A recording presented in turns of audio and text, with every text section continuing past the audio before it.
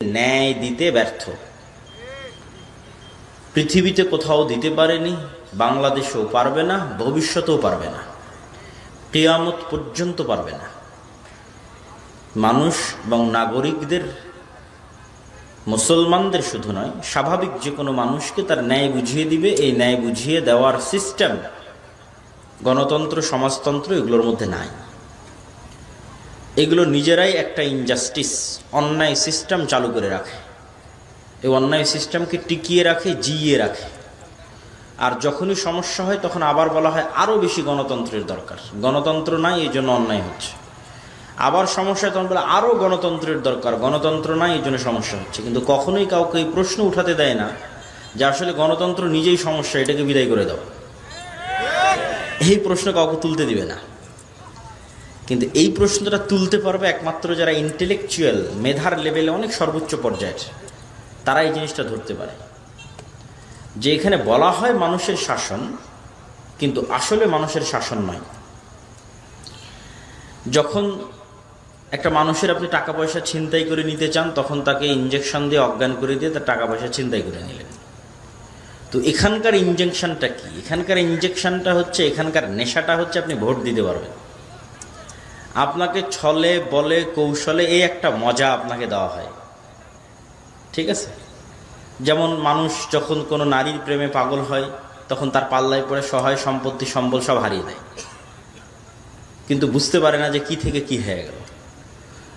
তো এইটা একটা মজা যে আমি 5 বছর পর একদিন ভোট দিতে পারবো, কিন্তু আমার কাছ থেকে ওই একদিনের ভোট নিয়ে বাকি 5 বছর যে আমার কাঁঠাল আমার মাথা দিয়ে ভেঙে আমার ধন সম্পত্তি, আমার টাকা পয়সা সব লুটে নিয়ে চলে যাবে, আমার কিছু বলারও থাকবে না, কিছু করারও থাকবে না।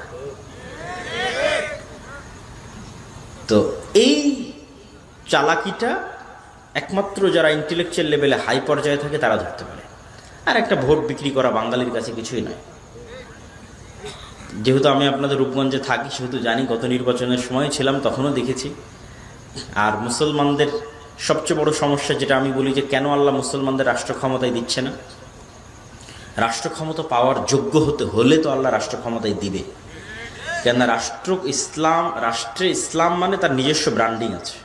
রাষ্ট্রে ইসলামের ব্র্যান্ডিং হচ্ছে ন্যায় বিচার।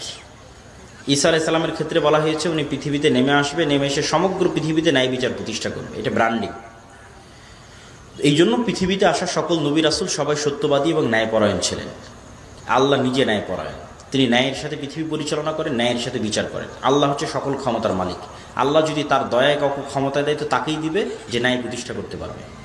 এটা আল্লাহর রাষ্ট্র ক্ষমতার ব্র্যান্ডিং, ইসলামের রাষ্ট্র ক্ষমতার ব্র্যান্ডিং। কিন্তু আপনি মসজিদে যান, মাদ্রাসায় যান, ইসলামী দলে যান, ইসলামী সংগঠনে যান, বাহ্যিক যে রিচুয়ালস, আনুষ্ঠানিকতা, সালাত, সিয়াম, হজ, যাকাত, এগুলো সবই আছে। কোথায় মুসলমানেরা দুর্বল? ন্যায় প্রতিষ্ঠায়, সত্যবাদিতাই দুর্বল। আলেম ওলামা থেকে শুরু করে মসজিদ মাদ্রাসা, সাধারণ মুসলমান সব পর্যায়ে। বাংলাদেশ, ভারত, পাকিস্তান আরও ভয়াবহ অবস্থা। আমাদের জন্ম নিবন্ধন থেকে শুরু করে, আমাদের এনআইডি কার্ড থেকে শুরু করে, আমাদের জমির দলিল থেকে শুরু করে, যত রকমের অফিস আদালতে আমরা যাই সবকিছু মিথ্যার উপর প্রতিষ্ঠিত। ইউরোপ আমেরিকায় যত মুসলমান গেছে তাদের 90% ডকুমেন্টস মিথ্যা, তথ্য মিথ্যা, কথা মিথ্যা, সরকারের কাছে অতিরিক্ত বেনিফিটস নিচ্ছে মিথ্যা, পুরো লাইফটা মিথ্যার উপর প্রতিষ্ঠিত। তাহলে সেই মুসলমান কিভাবে রাষ্ট্র ক্ষমতার দায়িত্ব নেবে? এই অঞ্চলের মানুষ তো আরও এই দিক থেকে আরও এক ধাপ এগিয়ে, কিভাবে বোনের সম্পত্তি নিয়ে নেওয়া যায়, কিভাবে বাপের থেকে সম্পত্তি লিখে নেওয়া যায়, কিভাবে বোনকে লাওয়ারিস করা যায়, দূরের সম্পত্তি দেওয়া যায়, কম দামি দেওয়া যায়, বিলে দেওয়া যায়। মানে প্রত্যেকটা মানুষ ইনজাস্টিসের সাথে, অন্যায়ের সাথে জড়িত। এই মানুষগুলোকে যদি রাষ্ট্র ক্ষমতায় বসান, এরা তো গত 16 বছর যা দুর্নীতি হয়েছে তার চেয়ে বড় দুর্নীতিবাজ হবে। তাহলে কিভাবে মুসলমানরা কল্পনা করবে যে আল্লাহ তাকে রাষ্ট্র ক্ষমতা দিবে? সে তো যোগ্য হতে পারে না। এটা সাধারণ জনগণের কথা। আপনি মসজিদ, মাদ্রাসা, ইসলামী দল, ইসলামী সংগঠনে যান, একই অবস্থা। যে সবচেয়ে বেশি চামচামি করতেছে দলের আমির, তাকেই পদ দিয়েছে। আর যে সবচেয়ে বেশি পরিশ্রম করে কাজ করেছে ওকে বের করে দিয়েছে। তাহলে সে তার নিজের দলে জাস্টিস প্রতিষ্ঠায় ব্যর্থ। সুতরাং এটা ইম্পসিবল যে আল্লাহ তাকে যোগ্য মনে করবে যে সে রাষ্ট্রনায়ক হবে, এটা অসম্ভব। সে ডেমোক্রেসিতে রাষ্ট্রনায়ক হতে পারে, সমাজতন্ত্র, গণতন্ত্র, মারামারি, অন্যায় উপায়ে রাষ্ট্রনায়ক হতে পারে, কিন্তু আল্লাহর দয়ায়, ইসলামের নামে আল্লাহর দয়ায় রাষ্ট্রনায়ক হতে পারবে না। কেননা সে তার নিজের গণ্ডির মধ্যে ন্যায় প্রতিষ্ঠায় ব্যর্থ, তার পরিবারে ন্যায় প্রতিষ্ঠায় ব্যর্থ, তার দলে ন্যায় প্রতিষ্ঠায় ব্যর্থ, তার পদে ন্যায় প্রতিষ্ঠায় ব্যর্থ, তার প্রতিষ্ঠানে ন্যায় প্রতিষ্ঠায় ব্যর্থ, তার মসজিদে ন্যায় প্রতিষ্ঠায় ব্যর্থ। সুতরাং আল্লাহর দৃষ্টিতে সে রাষ্ট্রনায়ক হওয়ার যোগ্য নয়। একই অবস্থা OC, AC land, sub registrar, DC থেকে শুরু করে যত সরকারি পদবি আছে, চাকরিজীবী আছে, সবাই স্বাক্ষর করতেছে, ঘুষ নিচ্ছে, আবার আজান হলে মসজিদে নামাজ পড়তে চলে যাচ্ছে। তো তারা মানুষের কাছে ক্ষমা নিয়ে, আল্লাহর কাছে ক্ষমা নিয়ে জান্নাতে যেতে পারে, কিন্তু আল্লাহ তাকে ইসলামের নামে রাষ্ট্র ক্ষমতা দিবে এটা অসম্ভব। গোলামি থাকবে। আর আমাদের নেচার, রক্তের মধ্যে যে গোলামি মিশে আছে, তার সবচেয়ে বড় উদাহরণ কি? 16 বছরের জগদ্দল পাথর ফ্যাসিজম সরে যাওয়ার পর চাঁদাবাজি কম হওয়ার কথা ছিল না নাই হওয়ার কথা ছিল, না বেশি হওয়ার কথা ছিল? নাই হয়ে যাওয়ার কথা ছিল। নাই হয়েছে না বেশি হয়েছে? বেশি হয়েছে। কেন বেশি হয়েছে? আমাদের রক্তের মধ্যেই তো জুলম, মিথ্যা, অন্যায় মিশে আছে।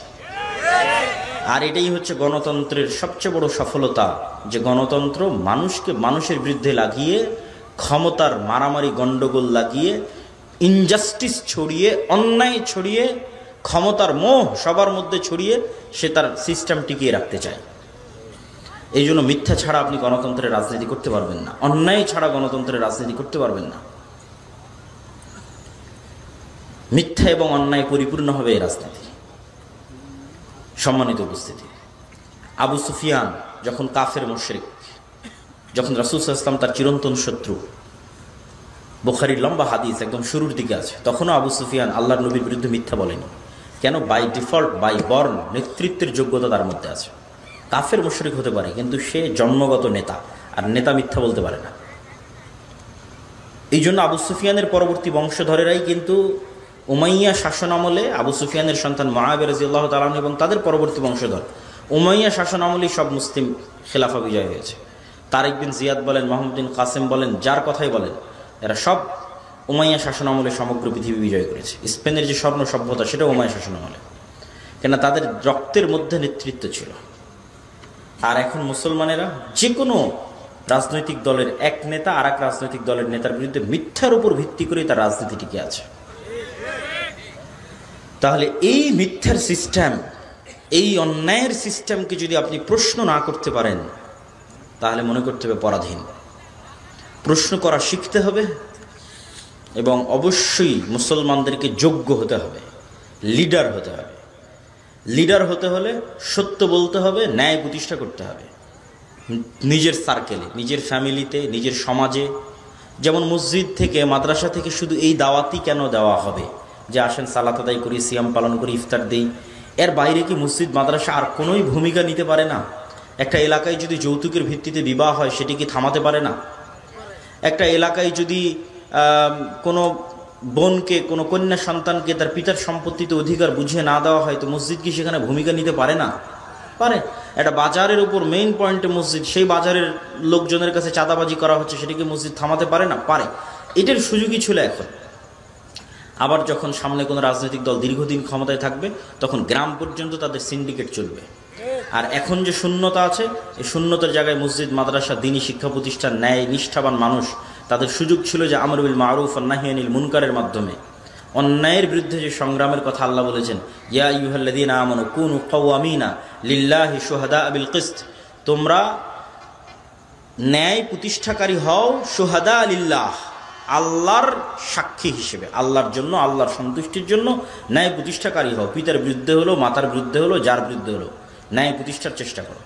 মুসলমানেরা যখন স্লোলি এই এতটুকু নিশ্চিত করবে যে সে মিথ্যা বলবে না, সে ন্যায় প্রতিষ্ঠাকারী হবে, তার সন্তান বা তাদের বংশধর আশেপাশে যারা আছে তারা মিথ্যা বলবেন, ন্যায় প্রতিষ্ঠাকারী হবে, এই একটা কাজ যদি শুরু করে, মুসলমানেরা ধীরে ধীরে নেতা হওয়া শুরু করবে। আমরা তখন গোলাম আছি, আমাদের মানে নেচারের মধ্যে গোলামি আছে, বাহ্যিকভাবে গোলাম নাই, কিন্তু আমাদের আচরণের মধ্যে গোলামির আচরণ আছে।